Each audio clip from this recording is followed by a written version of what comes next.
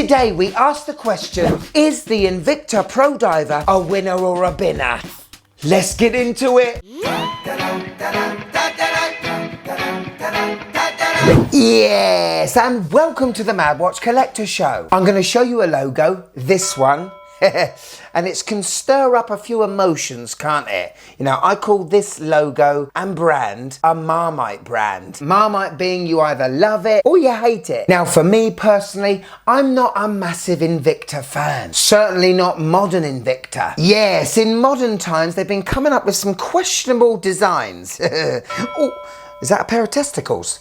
Now, a part of me thinks, yeah, get in there, Invicta. Stick it up to the watch world. As there must be a community of people that like, well, this one. Now, believe it or not, Invicta were founded in 1837 in Switzerland in the famous La Chambre du Fond, and they have an incredible history many brands would be very jealous of. But to many people, Invicta just doesn't sit well. We've seen their outlandish designs. Oh, there's another one. We know all about their terrible marketing strategy. You know, reducing a watch that was, I don't know, £1,000 and now it's only £90. It doesn't quite make sense. But also Invicta these days have been known for their poor build quality. The quality control isn't very good. And they even make a point of telling us that they've got over 4,500 designs each year. I mean, God blimey. This is nowhere near a Swiss watch brand anymore. The company is based in Florida and the watches are made in China. Now that's no bad thing, but the transformation from when it was founded to now, it just doesn't seem like the same brand. These days, the only reason really why people know Invicta is because of the Pro Diver. Many of us can't afford to spend 9, 10, 11, 12,000 pounds on a Rolex Submariner. And to ever get close to one, we might have to buy one that isn't a Rolex, but sure does look quite close to one. And since the late 90s, Invicta's Pro Diver has been a very popular watch. Anyway, a couple of weeks back, it was Amazon Prime Day, and I found the Invicta Pro Diver for £48. Now, considering that these days an NH35 movement that is inside this watch costs on its own around £30 to £35, £48 has to be a good deal, doesn't it? But the big question I'm going to answer to you today is this watch worth you buying? Are you collage ready? Let's go! Okay, first of all, a couple of things I really like with Invicta is the box. I like the box. It's yellow. It's synonymous with being an Invicta. Yes, it looks like a Rolex box, just yellow. Invicta have updated their box. Still yellow, invincible in the detail. Obviously, if you've got a photocopier. But ladies and gentlemen, here is the 89260B, and it's nice, isn't it? It's all right. You know, first impressions holding it. It looks like a Rolex Submariner. I'm drawn to the polishing of the serrated edge on the bezel. The lume on the handset doesn't match the lume on the indices, which is a bit weird. Now, the case feels substantial. We've got brushing and polishing. We've got the infamous Invicta on the side of the case. We've got a signed coin edge crown at 3 o'clock, which I think is a great touch. Lume pip on the bezel. You know, this feels like a decent diver. 48 quid. Quick spec check. Okay, so this is mimicking more of the older Submariners of the late 90s. We've got a 40mm case, which is what I love. It's 14mm thick, which is really beefy. Just under 47mm lug to lug, and a Strapaholic 20mm lug width. So this is hitting some good measurements. It's going to fit a lot of wrists, and it's going to make a lot of people happy. The dial is protected by a mineral glass, which is to be expected with the price, especially the price I paid. We do have a screw-in crown and a screw-down exhibition caseback, which gives this watch 200 meters of water resistance. Now, I have to say I'm a little bit miffed about the caseback. Oh, for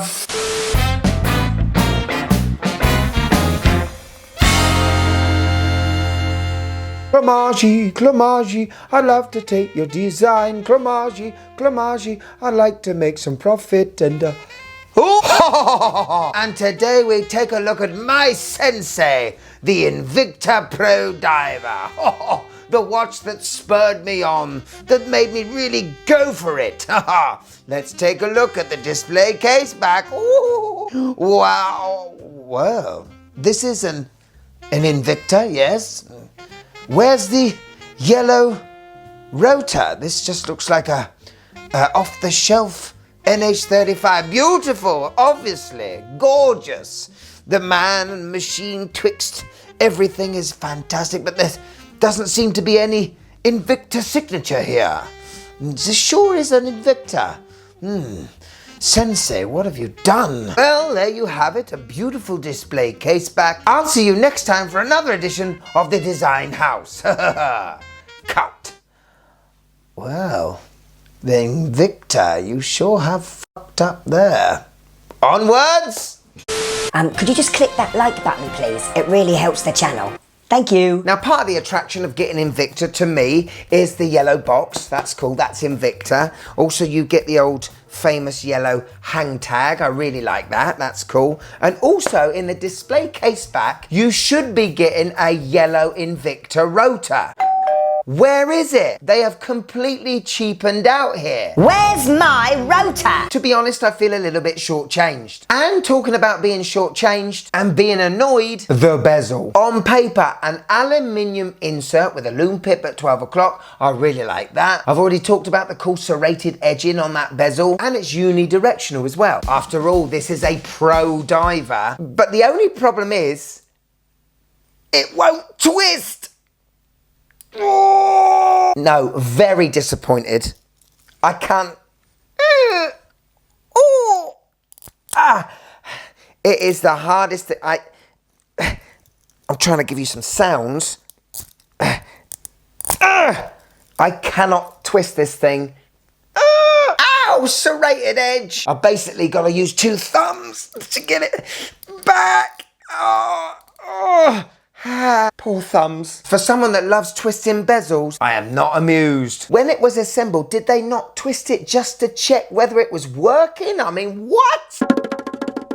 When it comes to actual construction, I think the bracelet is what lets this watch down. It's an oyster style to mimic the Submariner, but they've polished the center links, which I don't like. Meant to be a tool watch. We've got hollow end links. The fact it's held together with pins, that doesn't really bother me. Never had a problem with pin and collars before. We do have a fold over security flap, which I do like, but we've got a press clasp, and the clasp itself is quite tough, you know, which is a good thing.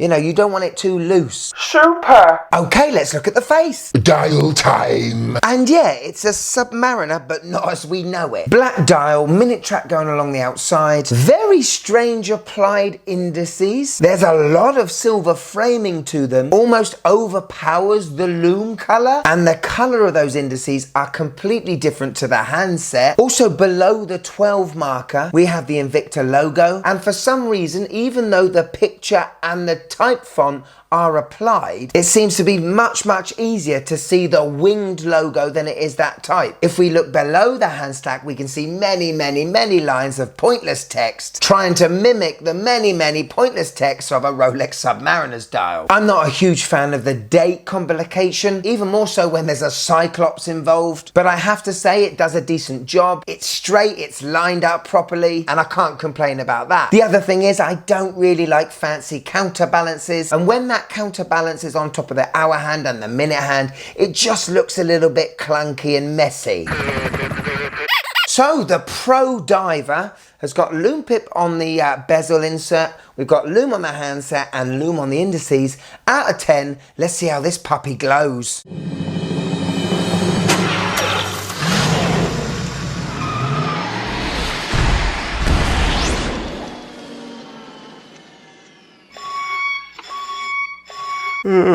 Yeah, not great, is it? How much does it take just to add a little bit more Lume to this watch? Because on reviews 4, 5, 6 years ago, they're complaining back then how bad the Lume was. Can't they improve it? Do they even want to? I very much doubt it. So we come to the main event, in my view. The reason why this watch is a bit of a steal at the minute. The Seiko Instruments NH35 movement is an absolute workhorse, beating away at 21,600 beats per hour. and has a 41-hour power reserve. You can open the display case back and regulate this thing yourself. So even if you get this watch and it is minus or plus 70 seconds a day, you could tinker with it yourself and be proud that you are now a watchmaker. I must say that the unscrewing of the crown is very nice. First position, you change the date. Last position, you can see that the second hand stops. We have a hackable movement, and overall for £48, a great experience changing the time. Hello. On my 6.5-inch wrist, and this is cool, isn't it? I know that for me, the main event was the engine, but this is why this watch is very popular. Still, looking down on my wrist, those measurements are perfection, aren't they? The one thing that does show up on my wrist is the girth, the 14mm thickness. The main case just raises too much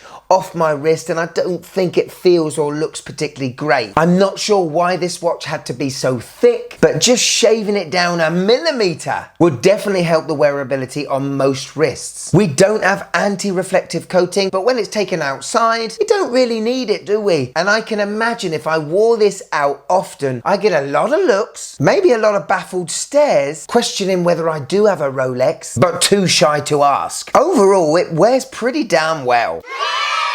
So there we go, the Invicta Pro Diver. What do you guys think? Do you own one? Do you want to buy one? Positives, right. Well, it looks like a Rolex Submariner. So if you want the look of a Rolex Submariner and you only want to pay 48, well, that's what I paid for it. It's probably about 60, 70, 80 pounds now. It's a decent choice. The measurements of this watch, apart from the thickness, are pretty spot on and will work with many wrists. And it's got that NH35 movement inside. That movement is not going to let you down.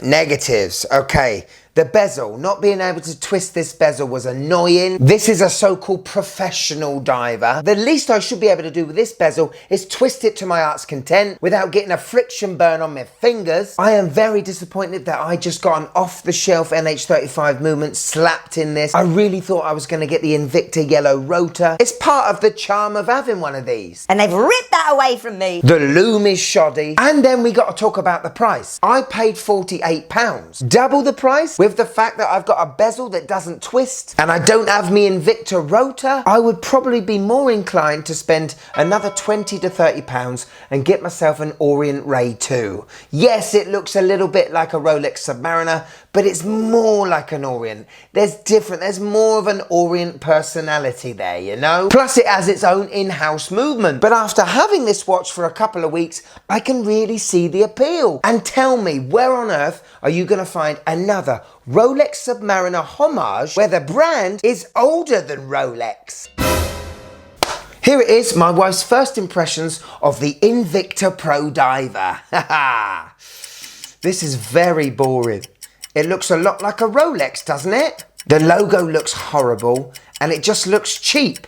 Don't like it. To be fair, she's not a fan of the Rolex Submariner anyway. Thank you so much for watching till the end. And as I box this up, never to be seen again, to be worn tomorrow, why don't you check this show out? This is fantastic. This is fantastic. Get this show going. Go on. You'll thank me. You will. Go on. Click it. Go on. Click it.